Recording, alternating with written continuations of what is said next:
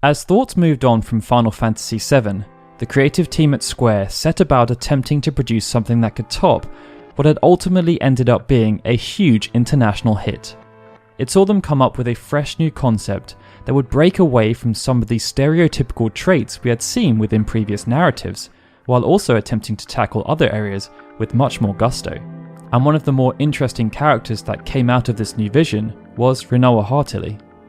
Unlike the other main cast members, she was positioned as something of an outsider, and this allowed the developers to give her a rather contrasting personality. Tetsuya Nomura even noted that due to the significant developments they were seeing within full motion video, he wanted this aspect of her character to be much more exaggerated. He was afraid that the 3D modelers would start making characters far too attractive, to the detriment of their personalities, so he sent Kazushige Nojima clear instructions for how he wanted them to write Rinoa, even going so far as to include certain phrases she would say, but these quirks were unfortunately cut from the English localization. Not only did all of this give her significant room for character development, but due to the contrasting nature of her personality, it also allowed Rinoa to play into the classic trope of opposites attract, as within the context of Final Fantasy VIII's narrative, Rinoa is very much the yin to Squall's yang, often to the point where she would push him to the limits of his tolerance. But that's what made Rinoa such a great character. She was able to break from the norm and featured plenty of dynamism. Yet, despite being pretty upbeat and happy-go-lucky on the surface, Rinoa was also carrying quite a lot of emotional baggage, and she also had to undergo a lot of growth due to the various trials that she was subjected to. It's why we are excited to run through her origins and wider story, but before we do, just a quick reminder to let us know in the comments who you'd like us to see cover in a future Origins video. Alright, so let's get started with Rinoa's origins. Rinoa was born in Delling City not too long after the conclusion of the Sorceress War, but unlike many other children of that generation who had become orphans as a result of the war which had ravaged the land, Rinoa was born with a silver spoon in her mouth. Her father, Fury Caraway, was a general within the Galbadian military, and at the start of the Sorceress War, he was stationed within Delling City, the Galbadian capital. Here, he worked in close proximity with Vinza Delling, the Galbadian president, as they worked on strategies that would help them to defeat Sorceress Adele, something that they hoped would put an end to the war. During his downtime, Fury would often visit the Galbadian hotel, and it was here that he met Julia Heartilly, the hotel's lounge pianist. At the time, she was becoming involved with a soldier named Laguna Loire, but when he didn't return from a mission, Julia was heartbroken. Fury saw how much Julia was struggling and gave her a shoulder to cry on. He helped her to learn to deal with the pain and encouraged her to focus on pursuing her dreams of becoming a singer and songwriter. It led to Julia writing the smash hit Eyes on Me, a romantic ballad about Laguna, and this helped Julia to move on.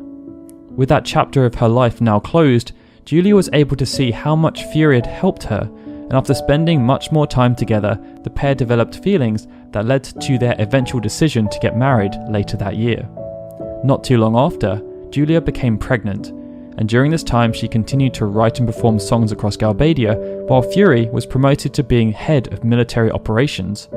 It meant that when Rinoa was born on the 3rd of March that following year, she was born into a happy, affluent household. And that was the way that things stayed, for a few years at least. With the Sorceress War ending after Rinoa's birth, the land returned to a time of relative peace. But just as everyone was starting to settle into this new era, Rinoa's world would get turned upside down by the death of her mother. Julia was killed in a car accident just before Rinoa's 5th birthday, and it had a big impact on her family. Fury had lost the woman he loved, and Rinoa had lost her mother, and neither of them quite knew how to move on from the incident. It left a huge void that wouldn't be filled, and in the years that followed, Fury struggled to help Rinoa deal with the pain that she felt due to the loss of her mother. Despite living under the same roof, this led to them becoming distant, and over time, this distance caused them to develop differing ideologies. During the Sorceress War, Galbadia consolidated much of the Western continent under one rule by invading and conquering its neighbours. Their objective was to bolster their military might, and after the end of the war with Esther, they continued to subjugate nations into their oppressive regime. Acting as Vinzerdelling's right-hand man, Rinoa's father was very much a part of this process, and as she grew, Rinoa began to realise that perhaps her father wasn't a good man. Yet there was little she could do aside from argue with him and spend less time at home. All of this though forced Rinoa to become more independent, but being the daughter of one of the most senior figures in Galbadia, she was used to getting what she wanted when she wanted it. And to ensure this continued, Rinoa had to become rather adept at using her social skills to influence people. And after learning more and more about the oppressive Galbadian regime, she decided to use what she had learnt from her father against her father. When Rinoa wasn't at home, she chose to instead live in Timber, one of the cities that had been placed under martial law by the Galbadian military. Rinoa had initially started visiting Timber to see the first-hand effects of her nation's regime and her father's handiwork, but over time she had become invested in the city. To help ease her long-time feelings of loneliness and isolation, Rinoa ended up purchasing a dog from the Timber pet shop, and she named her St. Angelo di Roma, or Angelo for short. And as a further act of defiance against her father, Rinoa joined the Forest Owls, a small resistance movement who were attempting to liberate Timber from Galbadian rule. This also gave her the ability to spend time with people who had similar beliefs, although due to her rather luxurious lifestyle, they nicknamed her Princess. During one visit to Timber, Rinoa met a young seed candidate from Balam Garden named Seifer Ormasi. She was dazzled by how he carried himself and became somewhat enamoured by him. But, while she was rather smitten, Rinoa also saw an opportunity, and it was through Seifer that she was able to set up an audience with Sid Kramer, the headmaster of Balam Garden, at an upcoming Seed graduation ball. Rinoa hoped to convince Seed to support the Forest Owls in their fight against Galbadia, but after arriving at the ball, she was disappointed to see that her partner, Seifer, was nowhere to be found. Not wanting to be alone at such an event, Rinoa decided to seek out a partner, and after noticing a young man who'd gazed upon the same shooting star as her, she saw an opportunity and went on a charm offensive. She hoped that some flattery would work, but after her advances were rebuffed, Rinoa decided that she would not take no for an answer, and ended up forcibly dragging him onto the dance floor, which is where they stayed until Rinoa saw Sid and walked off to speak about her situation. Rinoa was desperate for help, but she had little to offer in terms of compensation.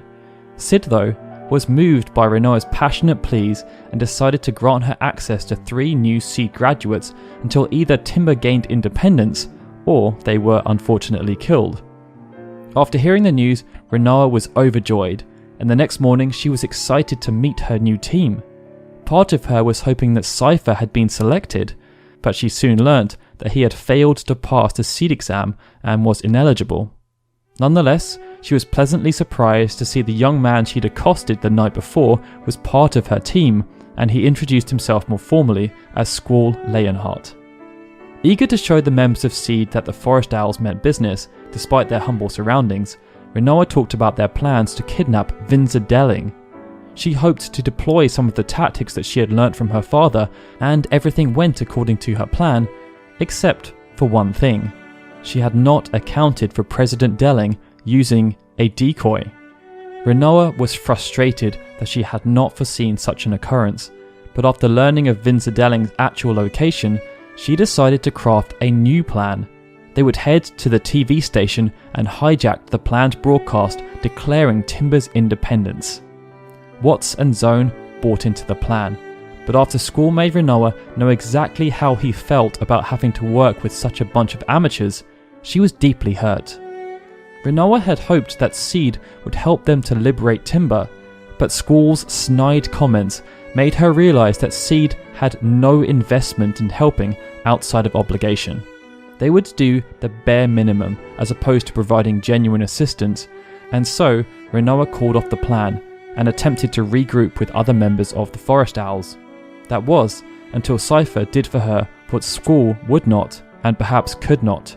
He managed to kidnap Vinzerdelling, but it caused a huge mess due to Zell's incompetence, and Seifer ended up being taken in by Sorceress Adia. In the aftermath, Rinoa learnt that the Forest Owls' headquarters had been destroyed, but after figuring out that everyone was safe, and after being helped to safety by her seed entourage, she instead turned her focus to Seifer. They had grown close, and Rinoa was naturally worried about his fate, especially as he was only in this situation because he was trying to help. To ease her mind, Rinoa sought reassurance from her new companions, but was left shocked by Squall's lack of compassion, even going so far as to call him a terrible person. After the exchange, Rinoa was left frustrated and upset. Squall's words had caught her by surprise, and in many ways, they had made her feel small. It wasn't something that she was used to feeling, but her immediate focus was on escaping from Timber, despite deep down wanting to stay and help the forest owls. During their journey to safety, Rinoa continued to be reserved, but after she again witnessed Squall being callous when her comrades were asking for reassurance, she couldn't hold her tongue any longer and spoke out against Squall's behaviour. It was a stern reprimand. Rinoa had a lot of pent-up feelings that she wanted to get out, and she was used to venting, but upon reflection, Rinoa realised that perhaps it wasn't her place to say those things, and she decided to apologise. Soon after, they received word that Seifer had been executed, and it hit Rinoa hard. She felt responsible for everything that had happened, and wasn't quite sure how to move forward. The seriousness of wanting to try and liberate Timber was not lost on her, but this was the first time that Rinoa had truly got to see the consequences of such an endeavour. Still, after a new mission was received from Martine, Seed were ordered to mobilise for an attempt on Sorceress Adia's life, and Rinoa decided to tag along, despite knowing that they would need to visit her father as part of the mission. Upon returning home, Fury attempted to keep Rinoa from learning more about the intended mission, but she had grown up often in spite of him, and this situation was no different. While Rinoa was locked out of the briefing room, she foraged around her father's office and found Odine's bangle, and with this trinket in her possession, she concocted a new plan that she believed would enable them to capture Sorceress Adia alive as opposed to killing her. In her mind, it seemed like the best plan they had, and Rinoa was keen to share it with the group, but her enthusiasm was rebuffed by Quistis, and she was left again feeling somewhat deflated. Soon after, Rinoa was visited by her father, who was just trying to keep her safe, but after Rinoa realised that he intended to do that by locking her in her room, she mustered up the courage to enact her plan with or without the support of anyone else. After all, she had managed to convince plenty of people throughout her life to do exactly what she wanted. How hard could it be to convince an extremely powerful sorceress to put on a magical bangle? The answer was very hard. Adia immediately saw through Rinoa's plans and possessed her, before choosing to use her as a sacrifice to commemorate her ascension. Fortunately, Irvine was able to convince Squall to rescue Rinoa, and she was saved from harm. As they regrouped, Rinoa learned that Seifer was still alive, and not only that, he was serving the sorceress. When Squall then realised that he may have to kill Seifer to complete his mission, Rinoa was now much less concerned. Despite growing up as Fury Caraway's daughter and becoming appalled by the deeds of the Galbadian Empire, Rinoa had always been somewhat sheltered from the harsh realities of conflict and war. She had no doubt seen things, but up until now they had never affected her personally. It meant that while she would rather not think about Seifer dying at Squall's hands, she now understood that there was little choice. Seifer had chosen a side, and it was unfortunately the opposite one. With the assassination attempt then failing, Rinoa was forced to back Squall up by launching a full assault on Sorceress Adia's float, and they fought well, but Rinoa was left horrified by the conclusion of the fight as Squall was impaled by an ice blast.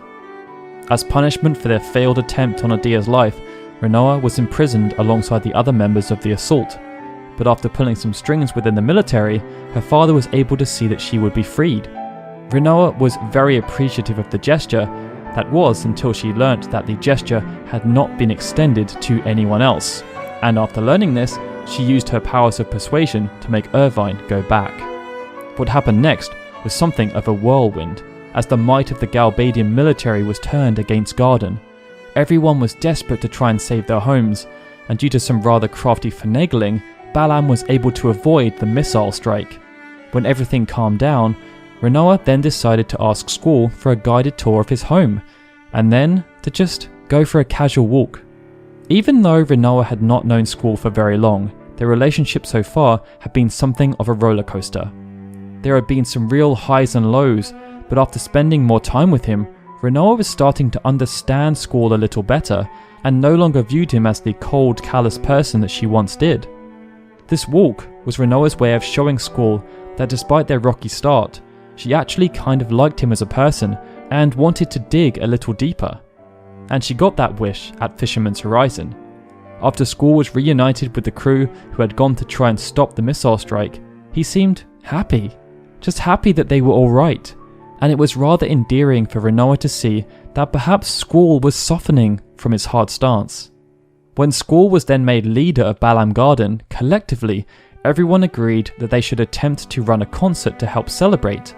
There would be music and entertainment, but Rinoa's role was rather specific. She wanted to try and help Squall learn to open up, so that everyone could help share the burden that his new responsibility would entail. Upon visiting Trabia Garden, this notion of opening up held true, but it was Rinoa who showed the signs of insecurities that she had been bottling up. Ever since meeting Squall, Selphie and Zell back in Timber, Rinoa had always tried to be a happy and bubbly character. Sure, there had been setbacks when people had doubted or scoffed at her plans, but she always bounced back pretty quickly. Even in the face of some dicey situations, being with the group had just made her feel safe and secure. Never before had she really had the opportunity to hang out with so many people of her own age, and she was enjoying it, but deep down, Rinoa knew that she was the odd one out. On a personal level, she got on well with everyone, even Squall, but when it came to combat, she was often a bystander. Because of this, Rinoa had become scared that the people that she'd started to grow close to might die, and unlike before, when she could probably take care of everyone, now there would be nothing she could do about it. And because of that, she hoped that Squall could come up with a way to avoid any more fighting. In response, the group unloaded plenty of revelatory details, but by the end, they had realised why they needed to continue fighting. And after explaining this, Squall hoped Rinoa would continue to fight alongside them. In that moment, it was exactly what she wanted to hear, and the fact that Squall was the one who extended the gesture made it all the more important. It cemented to Rinoa that the feelings that she had slowly been developing were legitimate, that deep down, below that frosty exterior, was a good guy, and she decided to take things to the next level. Upon returning to Garden, Rinoa spoke to Zell about Squall's ring. She was hoping to obtain a ring just like it because of how cool it looked, but also because it would give her a connection to Squall. The only challenge was that they had no idea where he got it from. Zell came up with the brilliant idea of asking Squall to borrow it so that he could make a replica, but in typical Zell fashion, he chose to ask just as they were preparing to go into battle with Galbadia Garden. Due to her perceived lack of combat prowess, during all of this preparation, it was requested that Rinoa just stay safe, but given their previous conversations at Trabia, Rinoa decided to fight alongside her friends. And because she was stationed with Zell, she ended up in possession of Squall's ring. Wanting to fight was a noble gesture by Rinoa. She wanted to feel like part of the team, but almost as soon as the battle commenced, she fell off the side of the garden and needed to be saved by Squall. Rinoa was naturally rather thankful when this happened, and as they reached the entrance to Galbadia Garden, she decided to tease Squall, jesting that she couldn't afford to die at that point anyway, because she had something that belonged to him, his ring. She also shared that Zell was going to make a replica, which might conveniently make people get the wrong idea about them. As they then ventured inside Galbadia Garden to confront Adia, changes to Rinoa's outlook became evident as she came face to face with Seifer once again. He attempted to appeal to Rinoa's nostalgic side, but after seeing what he had become, she now had no qualms with fighting alongside her friends, even if it meant that Seifer might die. Despite his best efforts, Seifer was no match, and with him no longer providing assistance, Adia was also bested. But what happened upon the conclusion of the battle would change Rinoa in more ways than one, as she was made into a sorceress, possessed by Ultimacia, and subsequently pushed into a coma after giving Seifer new orders. Everyone was desperate to try and find a way to revive Rinoa, not least Squall, who had now realised he cared deeply for her. This saw them head to the lunar base, as they hoped Elone would be able to help, but while there, Ultimacia woke Rinoa up and used her to unlock Sorceress Adele's tomb. When she was released from Ultimacia's grasp, Rinoa realised that she had been left for dead in space and that her chances for survival were slim. She was resigned to her fate. She knew she was going to die. But then she heard Squall and suddenly felt safe. When Squall found her in the depths of space, it didn't matter that their situation was dire. He had risked his life to save her, and now that they were together, that was all that mattered. Fortunately, a random spaceship flew by called the Ragnarok, and when they were inside, Rinoa was able to properly thank Squall and attempted to push their relationship a bit further. But after Squall showed signs he wasn't ready, Rinoa chose to respect his boundaries, at least for the time being. As once they were able to defeat the propagators and were on their way home, she chose to make herself rather comfortable. And it was in the luxury of this comfort that Rinoa decided to confide in Squall, that she was scared. Scared about what would happen when they returned, given that she was now a sorceress. She just needed someone to listen and tell her that everything was going to be alright. Throughout much of her life, Rinoa's relationship with her father had been very mixed. It meant that while she did receive comfort from her parents prior to her mother's death, afterwards that drifted away.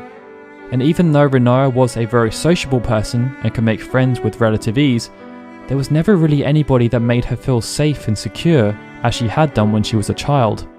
That was until now. Ultimately though, Rinoa knew that even with Squall's support, there was little choice for her. Ultimacia could possess her again and make her do unthinkable things, but deep down Rinoa knew that being in a world where she was hated would feel for her like a fate worse than death, and so she submitted to being sealed away at the Esther Memorial. When Squall then stopped the process and rescued her, Rinoa was overcome by emotions. She was extremely happy, but was also succumbing to dark thoughts. Her main concern was about Ultimacia, and that if she was possessed again, Squall would probably be tasked with hunting her down and killing her. These thoughts kept running through her mind again and again, but Squall was able to put her somewhat at ease by promising to protect her no matter what fate would befall her. And after Rinoa shared with Squall a premonition, he set her mind at rest by saying that if she ever struggled to find him, he would be at the flower fields outside Adia's orphanage. Soon after, Rinoa was asked to take part in a mission conceived by Dr. Odin and Laguna. They believed it would help them to defeat Ultimacia, but it may require Rinoa to be possessed, something that she had significant anxieties over. Nonetheless, Rinoa agreed, as, well, what other choice did she have? She didn't want to live the rest of her life in fear, and this would at least give her the opportunity to take control of the situation, albeit by placing her trust in her friends. When the plan was enacted, Seifer was able to capture Rinoa. She desperately pleaded with him to wake up and realise what he was doing, but despite knowing it was wrong, Seifer realised that he was too far down the path. There was no coming back, and he offered Rinoa to the now awakened Adele. It meant that everything had oddly aligned to Laguna's plan, as after defeating Adele, Rinoa inherited her powers and Ultimacia was forced to possess her. Elone was then able to manipulate events so that Ultimacia would cast time compression, but also so that Squall, Rinoa, and the rest of the party could visit her castle to defeat her. And after fighting their way through her various guardians, the group defeated Ultimacia, and time began to unravel. Everyone desperately tried to find their way home, but Rinoa's premonition had come true. She was at the promised meeting place, but Squall was nowhere to be found. Determined not to lose Squall after everything they'd been through, Rinoa used her powers to find him, but she feared that it was too late and hugged him out of desperation. This act, though, grounded them, bringing them out of the void. As the whole of Balam Garden celebrated the victory, Rinoa and Squall removed themselves from the spotlight, sharing a kiss after gazing upon a shooting star. And so, that concludes the story of Rinoa Heartilly, the deuteragonist of Final Fantasy VIII, and I believe it concluded in a rather fitting way, as it allowed everything to come full circle. To me, Rinoa's story is about the tale of a young girl who's desperate to try and find her place in the world. She came from an affluent family, but after the death of her mother, just became lost. It led to her becoming distant from her father and attempting to make a difference in other ways, but despite being able to forge connections with people, she was never able to replace the connection she felt with her mother and father prior to her mother's death. Towards the beginning of the game, Rinoa has a relatively naive outlook on life. She's ignorant to the harsh realities of the world, as despite living in timber, she'd been rather sheltered and didn't really grasp the consequences of her actions, and that's primarily because she was only doing them to spite her father. Seifer's execution forced a change within her as she realised that it wasn't a game, and after spending time with the party for a consistent period of time, she began to adapt and become more open-minded.